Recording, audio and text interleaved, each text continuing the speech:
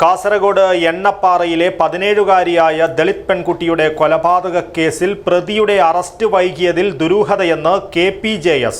പട്ടിക വിഭാഗത്തിൽ നിന്നും കാണാതാവുകയും ജീവിച്ചിരിപ്പുണ്ടോ എന്ന് പോലും കണ്ടുപിടിക്കുവാൻ പറ്റാത്ത സമാനമായ കേസുകൾ ഇപ്പോഴും ജില്ലയിലുണ്ടെന്നും പട്ടിക വിഭാഗക്കാർക്കെതിരെ കുറ്റകൃത്യങ്ങൾ വർദ്ധിക്കുവാൻ ജില്ലയിലെ പോലീസ് സംവിധാനത്തിന്റെ കഴിവുകേട് പ്രധാന കാരണമെന്നും KPJS ഭാരവാഹികൾ വാർത്താ സമ്മേളനത്തിൽ പറഞ്ഞു.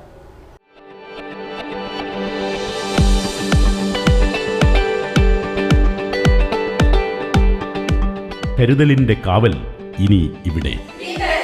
വിൻടച്ച് മൾട്ടി സ്പെഷ്യാലിറ്റി ഹോസ്പിറ്റൽ, കാസർഗോഡ്. അവരുടെ ബിനാമിയായിട്ടാണ് ഈ പത്രാധിപർ വന്നിരിക്കുന്നത്. പത്രാധിപർ 25 ലക്ഷം രൂപ ഞങ്ങൾക്ക് ഓഫർ ചെയ്തത് ഇത്തരം ആളുകളുടെ ബിനാമിയായിട്ടാണ്. അതുകൊണ്ടാണ് അവർക്ക് കോടതിയിലൊക്കെ ഇത്ര വലിയ ഇന്ത്യയിൽ തന്നെ ഏറ്റവും വലിയ ക്രിമിനൽ അഭിഭാഷക സംഘത്തെ ഈ കേസിനെ ഡിഫെൻഡ് ചെയ്യാൻ വേണ്ടി കൊണ്ടുവരാൻ വേണ്ടി കഴിഞ്ഞത്. 6-7 വക്കീലന്മാരാണ്. ഗവൺമെൻറ് വക്കീലും ഞങ്ങൾക്ക് അനുകൂലമല്ല.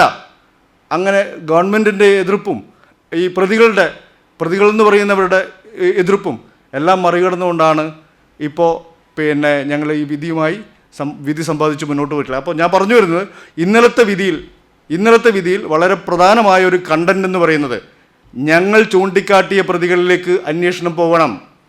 അച്ഛനും അമ്മയും ചൂണ്ടിക്കാട്ടിയിട്ടുള്ള പ്രതികളിലേക്ക് അന്വേഷണം നീളണം. ഈ ദിവസം വരെ ഈ അന്വേഷണം ഈ പറഞ്ഞിട്ടുള്ള പത്രാധിപരായിട്ടുള്ള അരവിന്ദൻ മാണിക്കോത്തിലേക്ക് എത്തിയിട്ടില്ല. അരവിന്ദൻ മാണിക്കോത്തിനെ ചോദ്യം ചെയ്തിട്ടില്ല. ഉത്തരേന്ത്യയിൽ കാണുന്ന പോലെയാണ് റേപ്പ് ചെയ്ത് ആ കുട്ടിയെ ചവിട്ടി കൊലപ്പെടുത്തി കായലിൽ ചവിട്ടി താഴ്ത്തിയ ഒരു സംഭവമാണ് ഈ കേസിൻ്റെ ഒരു പ്രധാന കാര്യം എന്നാണ് ഞങ്ങൾക്ക് സൂചിപ്പിക്കുക. ഇത് ഉത്തരേന്ത്യയിൽ മാത്രമല്ല, ഈ കാസർഗോഡ് ജില്ലയിൽ വ്യാപകമായ തോതിൽ നടക്കുകയാണ്. ഈ കുട്ടി രണ്ടാമത്തെയാണ്. വേറൊരു കുട്ടി കൂടിയുണ്ട്. ഇപ്പോൾ ആ അന്വേഷണം ഉത്തരമേഖല DIGയുടെ നേതൃത്വത്തിൽ നടന്നുകൊണ്ടിരിക്കുകയാണ്.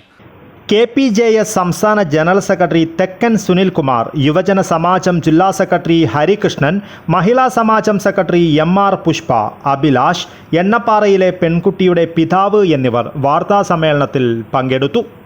News bureau, Kasaragod.